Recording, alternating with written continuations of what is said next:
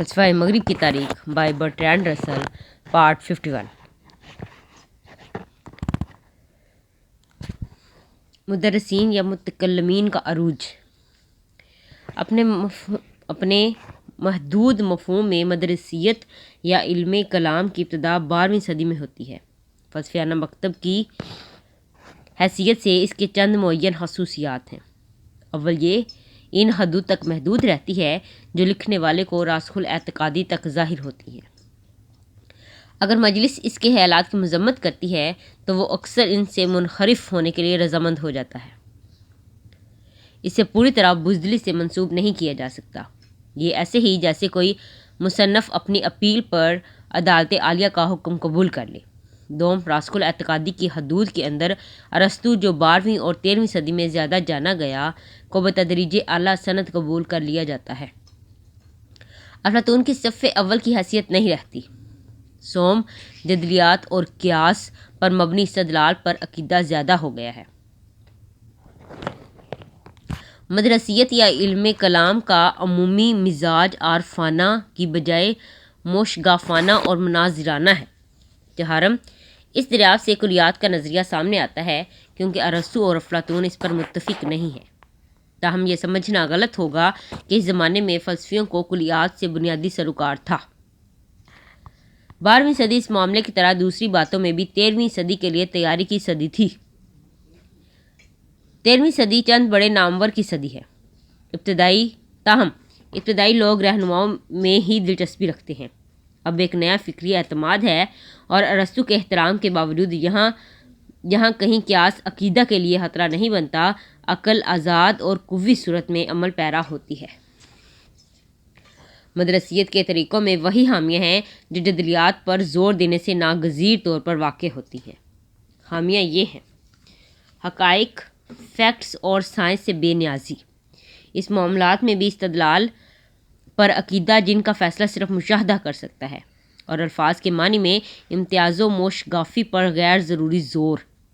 افلاطون کے متعلق ذکر کرتے ہوئے ان خامیوں کا بیان ہو چکا ہے، لیکن مدرسین کے ہاں اس کی بہت زیادہ انتہائی صورت پائی جاتی ہے۔ پہلا فلسفی جسے صحیح مدرس یا متکلم کہا جا سکتا ہے روسیلن ہے۔ اس کے متعلق زیادہ معلومات نہیں ہیں۔ وہ 1050 میں کمپائنی میں پیدا ہوا۔ اس نے بریتینی میں لوچی کے مقام پر تعلیم حاصل کی، جہاں ابیلرڈ اس کا شاگرد تھا۔ 1092 میں رائمر میں مجلس نے اس پر بدعتی ہونے کا الزام لگایا۔ اس نے اسے توبہ کر لی۔ اسے خوف تھا کہ کلیسائی سنگ باری کی لذت سے اسے پتھر مار مار کر ختم نہ کر دیں۔ وہ انگلستان بھاگ گیا، لیکن وہاں اس نے بے سوچے سمجھے سینٹ انیسلم سے ٹکر لے لی۔ اس مرتبہ وہ روم بھاگ گیا۔ وہاں اس نے کلیسا سے صلح صفائی کر لی۔ 1120 میں وہ تاریخ سے غائب ہو جاتا ہے۔ اس کی موت کا سال صرف قیاس پر مبنی ہے۔ روسیلن کی تحریروں میں سے صرف ایک تحریر ملی ہے۔ وہ ایک خط ہے جو اس نے تسلیت پر ابیلرڈ کے نام لکھا تھا۔ اس خط میں وہ ابیلرڈ کو کم کر کے بیان کرتا ہے اور اس کے آخذہ کیے جانے پر خوشی کا اظہار کرتا ہے۔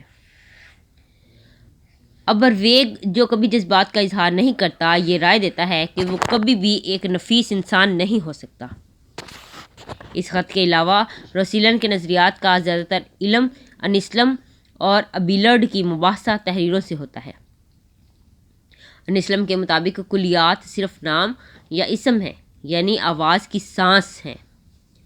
اگر انہی الفاظ کو لیا جائے تو ان کے معنی ہیں کہ ایک کلیہ طبعی و ارادہ ہے، یعنی یہ اس وقت وقوع ہوتا ہے جب ہم کوئی لفظ بولتے ہیں۔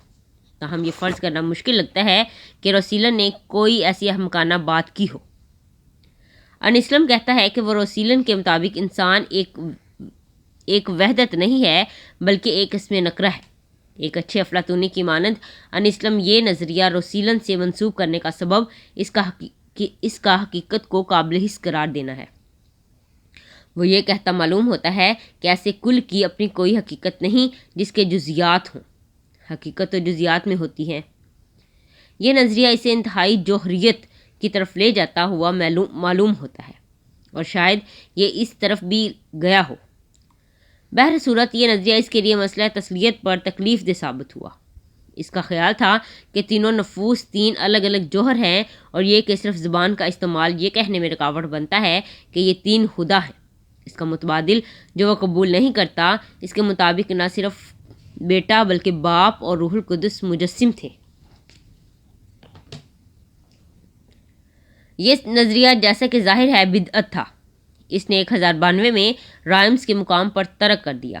یہ جاننا ناممکن ہے کہ کلیات کے متعلق اس کا فی الواقع کیا نظریہ تھا، لیکن یہ صاف ظاہر ہے کہ وہ ایک قسم کا عصمیت پسند تھا۔ اس کا شاگرد ایبیلیڈ زیادہ قابل اور زیادہ ممتاز تھا۔ وہ 1079 میں نینٹس کے قریب پیدا ہوا، نینٹسے کے نزدیک پیدا ہوا۔ وہ ولیم آف چیمپیو، ایک حقیقت پسند کا پیرس میں شاگرد رہا۔ اس کے بعد پیرس کیتھیڈرل اسکول کا معلم بن گیا۔ وہاں اس نے ولیم کے نظریات کے خلاف مارکہ آرائی کی اور اسے اپنے خیالات میں اصلاحات کرنے پر مجبور کر دیا۔ لان کے انسلم آرک بشپ نہیں کے پاس 3 سال تک دینیات کے معروف مطالعہ کے بعد 1113 میں واپس پیرس لوٹ گیا اور معلم کی حیثیت سے غیر معمولی مقبولیت پائی۔ اس وقت وہ معزز پادری فل برٹ کی بھتیجی کی محبت میں گرفتار ہو گیا۔ پادری نے اسے آختہ کرا دیا اور ہیلوسی کو دنیا سے کنارہ کشی کرنا پڑی۔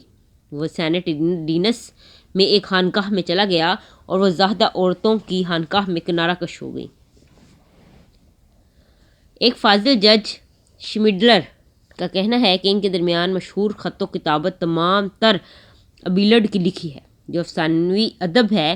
اس خیال کی صداقت کا فیصلہ کرنے میں میں خود کو اہل نہیں پاتا ہوں، لیکن ایبیلیڈ کے کردار کے حوالے سے یہ ناممکن ہے۔ وہ ہمیشہ مغرور، جھگڑالو اور دوسروں کو حقارت کی نظر سے دیکھتا تھا۔ اپنی بد نصیبی کے بعد وہ غصہ اور ذلالت محسوس کرنے لگا۔ ہیلوسی کے خطوط میں ان کے خطوط کی نسبت زیادہ جان ساری ہے۔ یہی گمان کیا جا سکتا ہے کہ وہ انہیں لکھ کر اپنے زخمی غرور پر مرہم رکھ دیا کرتا تھا۔ اپنی گوشہ نشینی میں بھی معلم کی حیثیت سے اس نے بہت کامیابی حاصل کی۔ نوجوان اس کی ہوشیاری، اس کے جدلیاتی ہنر اور اس کے پرانے معلمین سے بدتمیزی پسند کرتے تھے۔ بزرگ لوگ اس نسبت سے اسے سخت ناپسند کرتے تھے۔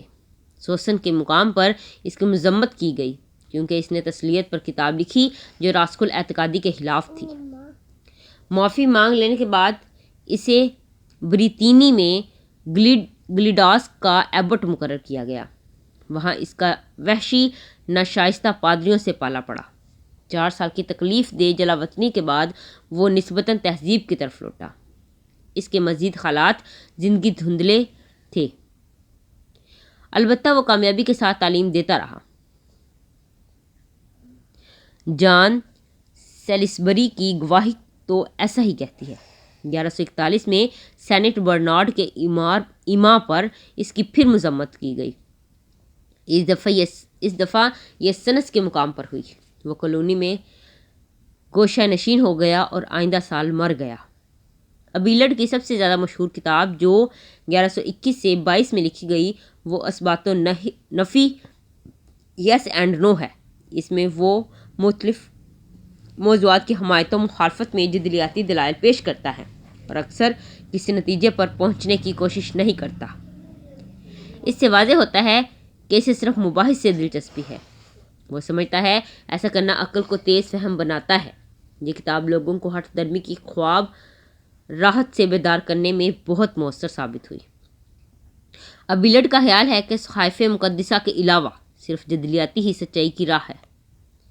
اگرچہ اسے کوئی تجربیت پسند نہیں مان سکتا، پھر بھی اس وقت تعصبات کو گلانے والا قابل قدر مؤثر محلل سولوینٹ تھا۔ یہ عقل کے بے خوف استعمال کے لیے حوصلہ افزا تھا۔ وہ کہتا تھا کہ صحائف مقدسہ کے باہر کوئی بات بے جا نہیں ہے۔ حواریوں اور علماء سے بھی غلطی ہو سکتی ہے۔ جدید نقطہ نظر سے اس کی منطقی قدر افزائی حد سے بڑی ہوئی تھی۔ وہ اسے مسیحی سائنس کی فضیلت قرار دیتا تھا اور اسے لفظ لوگوس سے مشتق قرار دیتا تھا۔ سینٹ یوحنا کی انجیل میں لکھا ہے، ابتدا میں کلام تھا۔ وہ سمجھتا ہے کہ اس نے منطق کی عظمت ثابت ہوتی ہے۔ وہ سب سے زیادہ اہمیت منطق اور نظریہ علم کو دیتا ہے۔ اس کا فلسفہ تنقیدی تجزیہ اور زیادہ تر لسانی ہے۔ کلیات یونیورسلز کے متعلق وہ کہتا ہے کہ جس سے بہت مختلف صفات کو منسوب کیا جاتا ہے، اس کے ساتھ ہم ایک شے نہیں، ایک لفظ منسوب کرتے ہیں۔ اس مفہوم میں وہ ایک اسمیت پسند ہے، لیکن روسیلن کے خلاف وہ کہتا ہے کہ ایک آواز کا جھونکا ایک شے ہے۔ یہ ایک طبعی و ارادے کی طرح جسے ہم محمول بناتے ہیں ایک لفظ نہیں ہے، بلکہ لفظ بحیثیت معنی ہے۔ یہاں وہ ارسطو کو سند بناتا ہے۔ وہ کہتا ہے کہ اشیاء ایک دوسرے سے مشابہت رکھتی ہیں۔ یہ مشابہات کلیات بناتی ہیں، لیکن دو مشابہ اشیاء کے درمیان نقطہ مشابہت خود کوئی شے نہیں ہے۔ وہ حقیقت پسندی کی غلطی ہے۔ وہ کہتا ہے کہ بعض اشیاء تو نظریہ حقیقت کے بھی خلاف ہوتی ہیں۔ مثال کے طور پر بعض تصورات یا تعقلات تو اشیاء کی نوعیت پر بھی مبنی نہیں ہوتے، بلکہ متعدد اشیاء کا الجھا ہوا تصور ہوتے ہیں۔ اس کے باوجود وہ افلاطون کے اعیان کو ایک مقام دینے سے انکار نہیں کرتا۔ وہ ذہن الہی میں تخلیق کے خاطر نمونوں کی حیثیت سے موجود رہتی ہے۔ دراصل وہ خدا کے تصورات ہوتے ہیں۔ یہ سب خواہ غلط ہوں یا صحیح یقیناً بہت قابل ہے۔ کلیات کے مسئلہ پر جدید ترین مباحث بھی اس سے زیادہ آگے نہیں بڑھی ہے۔ سینٹ برنارڈ کی پارسائی اس کی ذہانت کی نسبت زیادہ تھی۔ وہ ابیلڈ کو سمجھنے میں ناکام رہا اور اس کے خلاف غلط الزام تراشی کی۔ اس کا دعویٰ تھا کہ ابیلڈ تسلیت کو ایک ایرین کی مانند، فضل کو ایک پلیہی کی طرح اور مسیح کی ذات کو ایک نستوری کی طرح قرار دیتا ہے۔ یہ کہ افلاطون کو ایک مسیحی ثابت کرنے کے لیے ایک بے دین کی طرح ہاتھ مارتا ہے، اور مزید یہ کہ وہ مسیحی ایمان کی خوبیاں یہ کہہ کر مسمار کرتا ہے کہ انسانی عقل کے ذریعے خدا کو مکمل طور پر سمجھا جا سکتا ہے۔ حقیقت میں ابیلڈ نے آخری بات کبھی نہیں کہی تھی۔ اس نے ہمیشہ وسیع موضوع کو ایمان پر چھوڑ دیا۔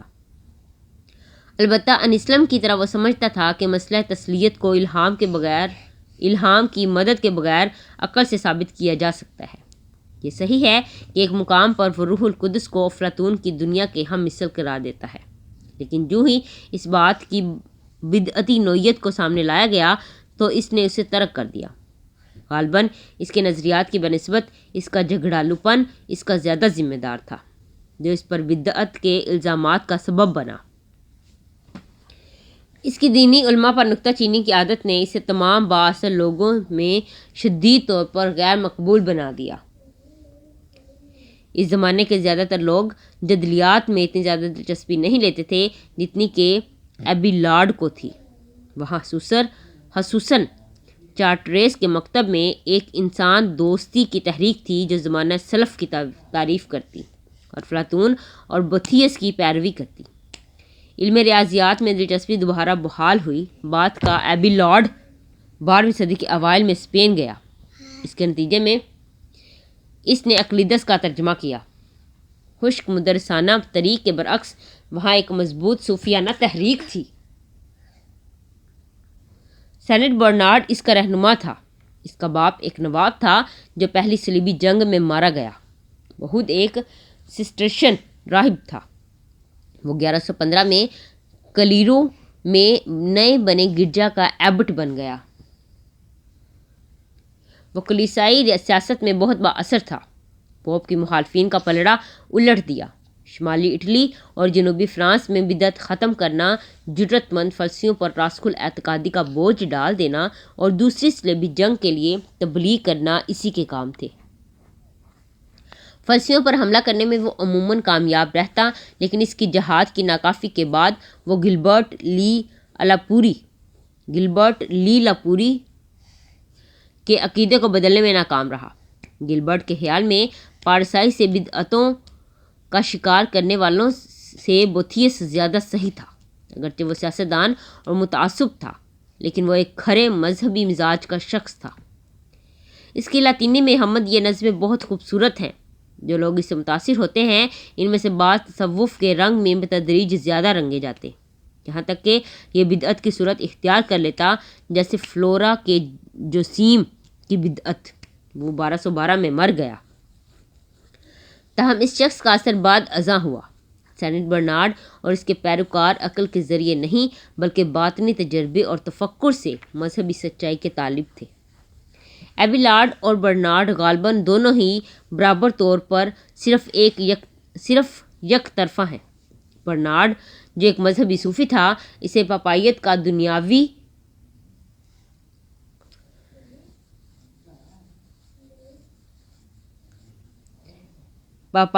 دنیاوی معاملات میں محو ہو جانا بہت ناپسند تھا۔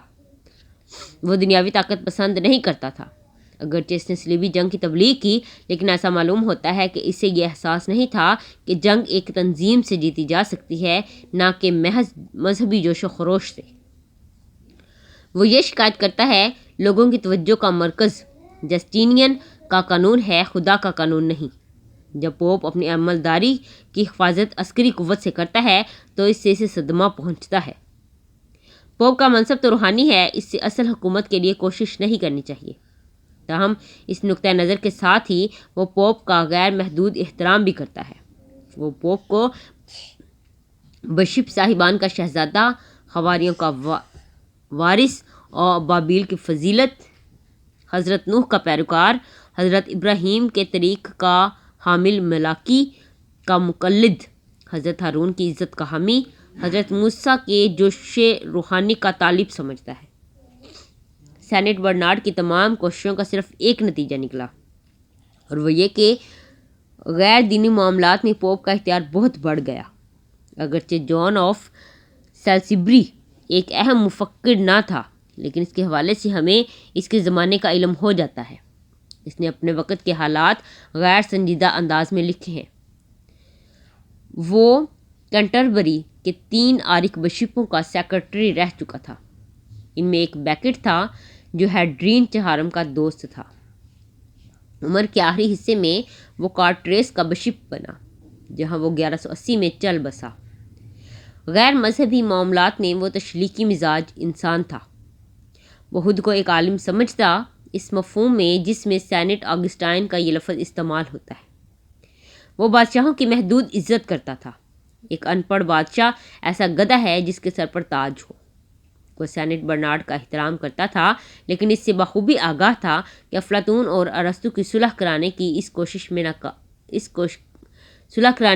کی کوشش ناکام رہی ہے۔ وہ ایبیلارڈ کی تعریف کرتا، لیکن اس کے نظریہ کلیات اور اس کے روسیلن سے برابری پر ہنستا۔ وہ سمجھتا کہ منطق علم سے متعارف ہونے کے لیے اچھی ہے، لیکن یہ خود بے جان اور بنجر ہے۔ وہ سمجھتا کہ ارسطو کے علم بشمول منطق کو بہتر بنایا جا سکتا ہے۔ قدیم عالموں کا احترام عقل کے تنقیدی عمل میں رکاوٹ نہیں بننا چاہیے۔ پھر بھی اس کے لیے افلاطون فلسفیوں کا شہزادہ ہے۔ اپنے زمانے کے زیادہ تر عالم لوگوں کو وہ ذاتی طور پر جانتا تھا۔ وہ عالمانہ مباحثوں میں دوستانہ شرکت کرتا۔ جب وہ ایک فلسفہ کے مکتب میں 30 سال بعد جاتا ہے تو یہ سن کر وہ ہنستا ہے کہ وہ اب بھی انہی مسائل پر بحث کر رہے ہیں۔ جس سوسائٹی میں وہ بار بار جاتا ہے، اس کی فضا بالکل ایسی ہے جیسی کہ 30 سال پہلے آکسفورڈ کے مشترکہ کمروں کی تھی۔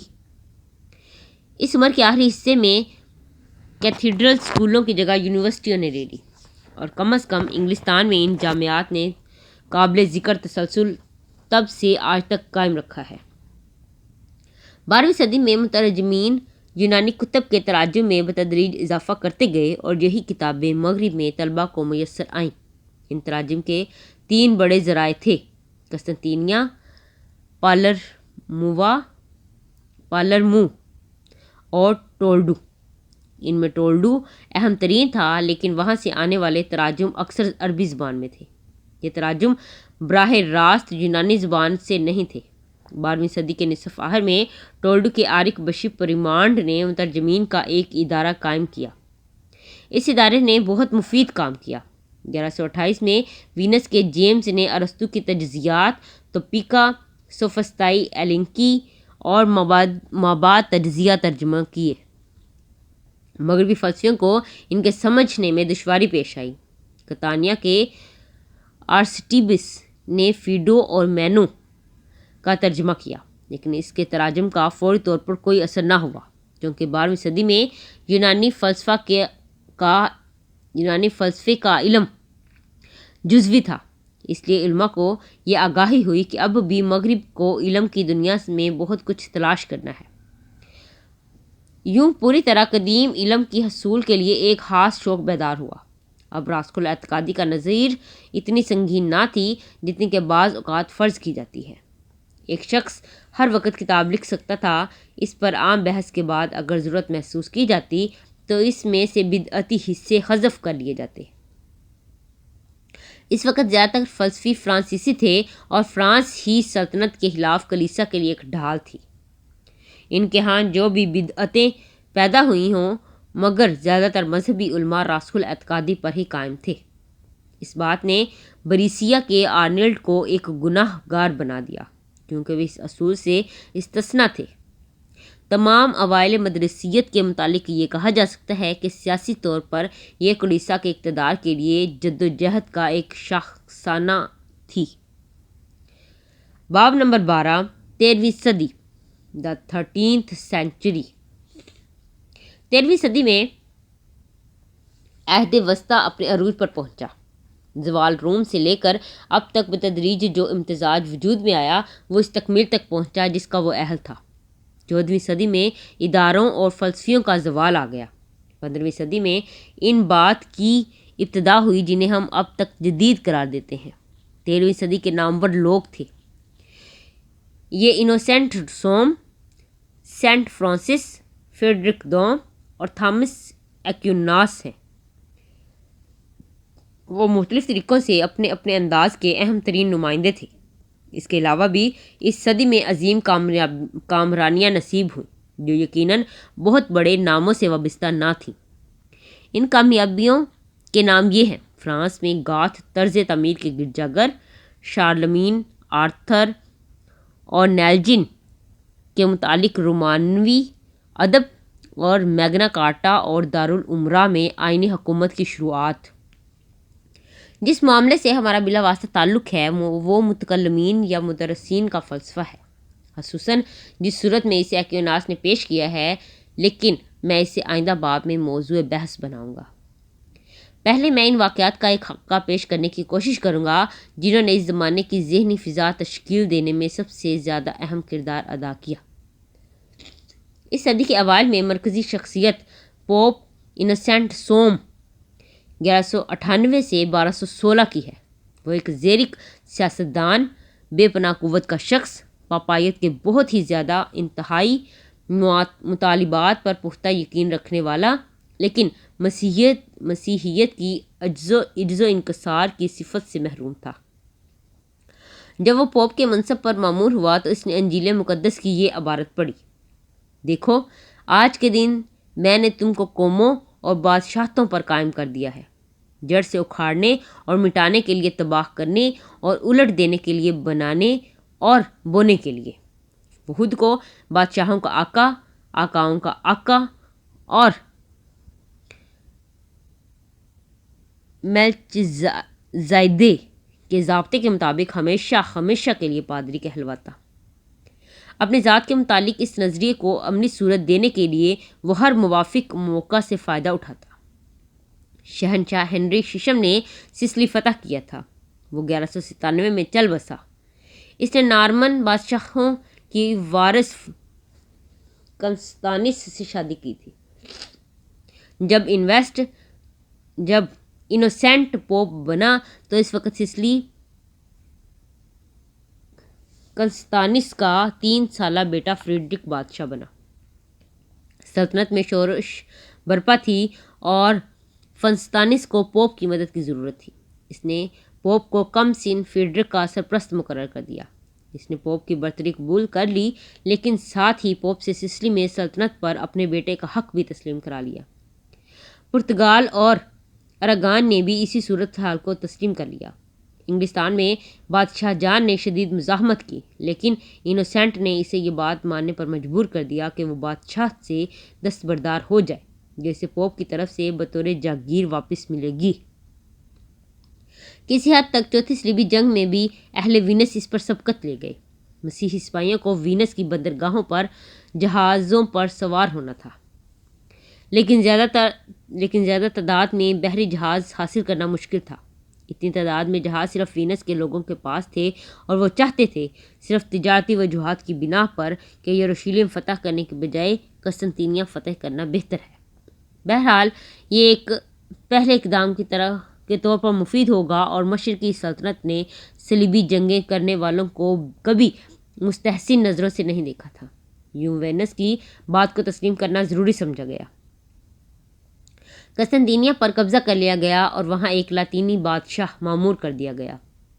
شروع میں تو انوسینٹ ناراض ہوا، لیکن اس نے سوچا کہ شاید اب ایسا ممکن ہو سکے کہ مشرقی اور مغربی کلیسا دوبارہ متحد ہو جائے۔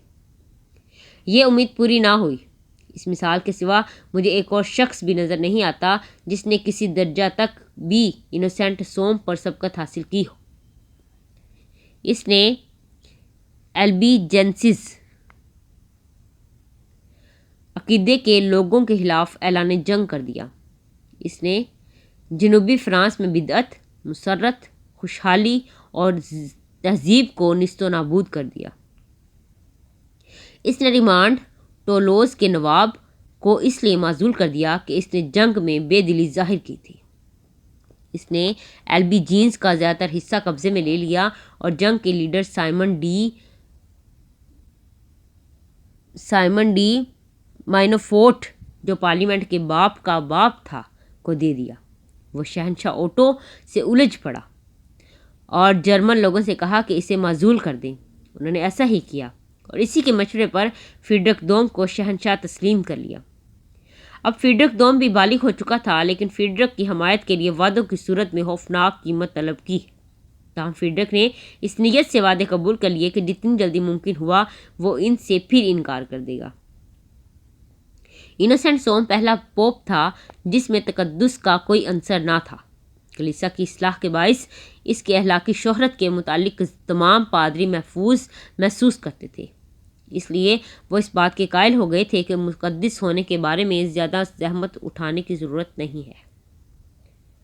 اس وقت سے بعد ازاں پاپائیت پر زیادہ سے زیادہ بلا شرکت غیر اقتدار کی ہوس غالب آتی گئی، اور اپنے ہی زمانے میں بعض نیک دل لوگوں کی مخالفت بھی مول لے لی۔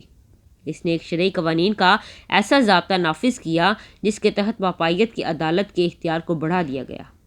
اس ضابطے کے مطابق ویدر وان ڈیر وولگیلویڈ نے کی ایسی سیاہ ترین کتاب جو جہنم نے کبھی نہیں اگلی۔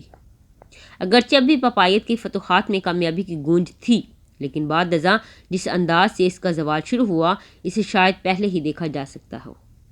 فریڈرک دوم، جو انوسینٹ سوم کا نگران رہا تھا، 1212 میں جرمنی گیا اور پوپ کی مدد سے اوٹو کی جگہ منتخب ہو گیا۔ انوسینٹ یہ دیکھنے کے لیے زندہ نہ رہا کہ اس نے پاپائیت کے خلاف کتنا خوفناک مخالف قائم کر لیا ہے۔ فریڈرک تاریخ میں سب سے زیادہ قابل ذکر حکمرانوں میں سے ایک تھا، نے اپنا بچپن اور جوانی کا زمانہ مشکل اور نامساعد حالات میں گزارا۔ اس کے باپ ہنری ششم، باربروسا کا بیٹا، نے سسلی میں نارمن کو شکست دی تھی اور بادشاہت کی وارث کنستانس سے شادی کر لی تھی۔ اس نے جرمنوں پر ہر مشتمل ایک فوج تیار کر لی تھی۔ سسلی کے لوگ اس فوج سے نفرت کرتے تھے، لیکن وہ 1197 میں مر گیا۔ اس وقت فریڈرک کی عمر 2 سال تھی، اس لیے کنستانس جرمنوں کے خلاف ہو گئی اور ان کے بغیر پوپ کی مدد سے حکمرانی کرنے کی کوشش کی۔ جرمن سیخ پا ہوئے اور اوٹو نے سسلی فتح کرنے کی کوشش کی۔ پوپ کے خلاف اس کی لڑائی کا یہی سبب تھا۔ پالرمو، جہاں فریڈرک نے اپنا بچپن گزارا، میں اور قسم کی مشکلات تھیں۔ وہاں مسلمانوں کی بغاوتیں تھیں۔ پیسہ اور جنیوا کے لوگ جزیرے پر قبضہ کرنے کے لیے نہ صرف آپس میں برسر پیکار تھے بلکہ ہر اس قوت کے خلاف بھی جو ایسا چاہتی۔ سسلی میں اہم لوگ اپنی وفاداریاں مستقل تبدیل کرتے رہتے۔ وہ اس پارٹی کے حامی بن جاتے جو سازش کے لیے زیادہ قیمت ادا کرنے پر تیار ہوتی۔ تاہم سسکی کو تہذیبی طور پر بہت فائدہ تھا۔ مسلمان، بازنطینی اٹلی کے لوگ اور جرمن تہذیب کسی اور جگہ ایسی یکجا اور باہمی طور پر نہیں گھلی ملی تھی جتنی کہ سسلی میں۔ فریڈرک نے 6 زبانیں روانی سے بولنی سیکھ لیں اور ان سب 6 پر وہ تیز فہم تھا۔ اسے عرب فلسفے پر دسترس حاصل تھی اور اس کے مسلمانوں کے ساتھ دوستانہ مراسم تھے۔ یہ بات پارسا مسیحیوں کو ناگوار گزرتی تھی۔ وہ ایک ہنسٹافن تھا۔ اہل جرمن اسے جرمن ہی سمجھتے تھے لیکن اس کا تمدن اور طرز احساس اٹلی والوں کی طرح تھا، لیکن اس میں بازنطینی اور عرب جھلک بھی تھی۔ اس کے ہم عصر حیرت زدہ ہو کر اس پر نظر جماتے جو دھیرے دھیرے ہولناکی میں بدل گئی۔ وہ اسے دنیا کا عجوبہ اور حیرت ناک اختراع پسند کہتے۔ وہ اپنی زندگی میں ہی داستانوں کا موضوع بن گیا تھا۔ گیولف اور غبلائن کے الفاظ اس وقت استعمال ہونے شروع ہوئے جب فریڈرک کا شہنشاہ اوٹو کے ساتھ مقابلہ ہو رہا تھا۔ یہ ولف اور ویبلنجن 2 حریف خاندانوں کے ناموں کی بگڑی ہوئی صورتیں ہیں۔ اوٹو کا بھتیجا برطانوی شاہی خاندان کا جد امجد تھا۔